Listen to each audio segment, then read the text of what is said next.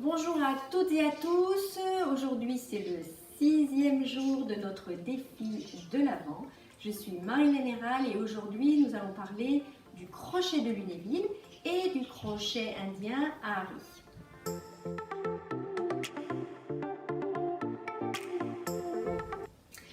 Alors hier, je vous ai parlé un petit peu de broderie de Lunéville, le point de Beauvais et la différence entre la France et l'Inde, où la France on pose les perles et les paillettes à l'envers, alors qu'en Inde on pose les perles et les paillettes à l'endroit. Alors vous vous demandez peut-être comment on fait ça.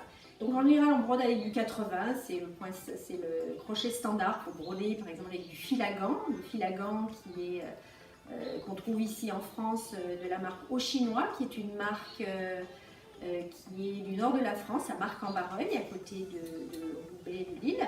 Donc déjà, je vais vous présenter les crochets. Donc moi, j'ai différents crochets. Donc mes crochets de Lunéville, je vais vous les présenter en gros plan.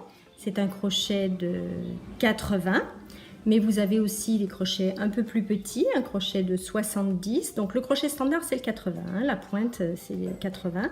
Vous avez des crochets de 70. Alors quand vous voulez broder comme ça sur le cuir, sur de la mousseline, vous allez avoir du 70.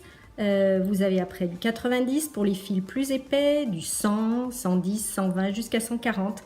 Donc là pour des fils très très épais et un peu peut-être légèrement texturé, on va dire, ou alors quand un fil est composé de plusieurs filaments. Donc la différence aussi entre le crochet indien et le crochet de Lunéville, vous voyez le crochet de Lunéville, il a donc un manche en bois, il a un mandrin ici métallique, une vis, et donc le crochet, l'aiguille au bout, vous voyez, un petit crochet dans lequel on va glisser comme ça le fil. Le crochet indien, lui, il a un manche en bois ou en métal, suivant les modèles, et il a ce long crochet. Il n'a pas de vis. Alors la vis, elle sert à quoi? Elle sert déjà à tenir, bien sûr, l'aiguille, qu'on peut donc changer, mais elle sert également à donner la direction. Vous voyez? Donc si je vais par là, pour broder, je vais mettre toujours ma vis dans le sens où je vais, dans la direction. D'accord? Donc quand je tourne, je sais toujours où est mon crochet. C'est important parce que si vous ne savez pas où est la vis, ben vous ne pouvez pas après sortir le crochet. Parce que le crochet, bien sûr, il va s'accrocher dans le tissu. Donc il y a une petite technique après pour le sortir. Le crochet indien, c'est plus difficile à maîtriser puisque vous ne savez pas en fait où est la pointe. Non seulement il est plus fin, et en plus vous ne savez pas où est la pointe. Donc vous voyez, vous essayez de sortir, voilà. Donc c'est beaucoup plus difficile à maîtriser que le crochet de Lunéville. Donc vous voyez ici que sont posées les perles. Donc là elles sont à l'endroit, je suis sur l'endroit de mon travail.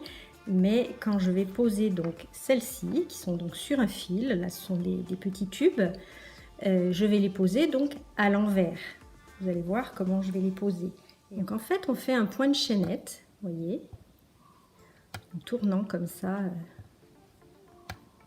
sa main. Donc là on va faire remonter comme ça les tubes et on va les poser.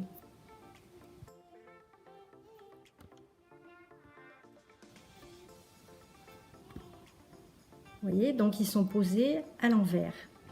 Et quand on regarde sur l'endroit, vous avez ici les perles et les paillettes, quand on pose les paillettes, après à l'endroit.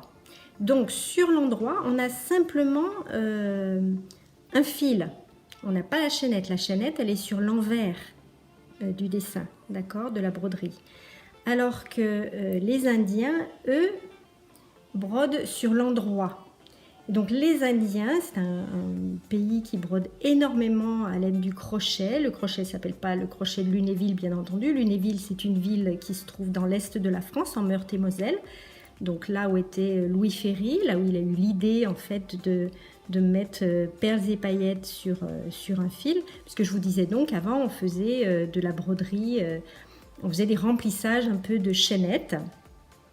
Et c'était une broderie de Beauvais et Madame de Pompadour aimait beaucoup cette broderie. C'est lui qui a eu cette idée. Mais les Indiens, eux, brodent depuis très longtemps au crochet Donc eux, comme ils vont broder sur l'endroit, ils ne vont pas mettre les perles et les paillettes sur le fil, mais ils vont les mettre sur le crochet. Alors je vais vous montrer un petit peu ça. Les crochets indiens, eux, sont beaucoup plus longs et beaucoup plus fins sur la pointe, sur l'aiguille. Si vous comparez, je ne sais pas si on voit bien à l'écran, si on se rend compte quand même que le crochet français, il est beaucoup plus gros ici au bout que le crochet indien. D'accord? Puisque le crochet indien, les perles vont devoir monter comme ça sur le crochet. Il va falloir que le crochet puisse rentrer dans la perle. Alors que le crochet français, il se contente de prendre un fil. D'accord? Donc, ici, il est plus long parce qu'il va falloir que les perles ici s'enfilent. Et les Indiens vont faire donc descendre comme ça la perle. Donc, en fait, eux, ils ont un sachet. Et ils vont, comme ça, rentrer le crochet dedans et faire sortir les perles. Et donc, les perles, après, se trouvent sur le crochet. Là, j'en ai pas pris beaucoup, hein. Et puis après, ils vont, avec le crochet, comme ça. Donc les Indiens, vous voyez, ils vont faire descendre perle par perle, faire leur point, sortir, et ils auront donc les perles qui seront posées sur le tissu. D'accord?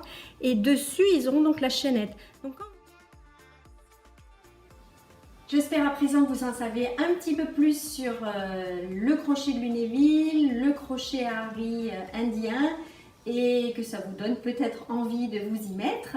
Lors de ma deuxième vidéo, je vous avais parlé de la broderie or, et aujourd'hui donc c'est la Saint-Nicolas. J'ai donc des cadeaux pour vous. J'aimerais vous offrir un petit sachet avec différentes cantilles dedans et un petit peu de jaseron. Donc, j'offre ça en fait aux 10 personnes que je vais tirer au sort, soit demain lundi, soit après-demain mardi. Je ne sais pas si j'aurai le temps d'ici demain. Donc en fait, pour être tiré au sort, vous devez écrire dans les commentaires broderie de Lunéville. D'accord? C'est le mot magique, broderie de Lunéville. Toutes les personnes qui auront écrit broderie de Lunéville, ça voudra dire qu'elles auront envie de concourir. Et je tirerai au sort, je vous montrerai la petite vidéo. Et à ces 10 personnes, j'enverrai un petit sachet. Alors, je vous rappelle que je suis à La Réunion. Donc, si vous êtes en métropole ou ailleurs dans le monde, je vous envoie quand même le petit sachet, sauf que vous n'allez pas le recevoir tout de suite. Il faudra être un petit peu patient. Et puis, si j'ai du temps d'ici une semaine, je ne sais pas trop parce que là, j'ai vraiment beaucoup à faire en ce moment. Je vous enverrai également, je publierai une vidéo pour poser, peut-être avec un petit dessin de Noël, pour poser ces cantilles et ce jaseron. Bien voilà, écoutez, c'est mon cadeau de Saint-Nicolas. J'espère que vous serez nombreux à participer. En tout cas, j'ai toujours autant de plaisir à vous parler. N'oubliez pas de vous abonner. Cliquez sur le bouton s'abonner. Activez la petite cloche également pour recevoir les notifications. Je vous rappelle que j'ai toujours mon e-book gratuit que je vous offre en bas dans la description. Vous cliquez sur le lien. Je vous dis à demain, portez-vous bien, passez une bonne journée. Au revoir.